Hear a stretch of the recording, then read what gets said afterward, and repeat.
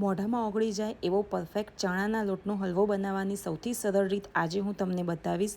તો સૌપ્રથમ અડધી વાટકી ચણાનો લોટ લઈ તેમાં 1 થી 2 ચમચી ઘી અને 1 થી 2 ચમચી દૂધ ઉમેરીને સારી રીતે મિક્સ કરીને ધાબો આપી દઈશું. હવે આ મિશ્રણને લગભગ 15 થી 20 મિનિટ સુધી રેસ્ટ આપીશું. ત્યાં સુધી તપેલીમાં અડધો કપ ખાંડ અને ખાંડ ડૂબે એટલું પાણી ઉમેરીને તેને ઉકળવા દઈશું. ચાસણી ચીકણી થાય ત્યાં સુધી જ કૂક કરવાની છે. અહીંયા 1 કે 2 તારની ચાસણી બનાવવાની નથી. તો હવે લોટને ચાળી લઈશું અને કઢાઈમાં ઘી લઈને ગરમ કરી લઈશું અને તેમાં આ લોટ ઉમેરી લઈશું. હવે તેને ધીમા તાપે ગુલાબી થાય ત્યાં સુધી શેકી લેવાનો છે. તો અહીંયા લોટ સારી રીતે શેકાઈ ગયો છે.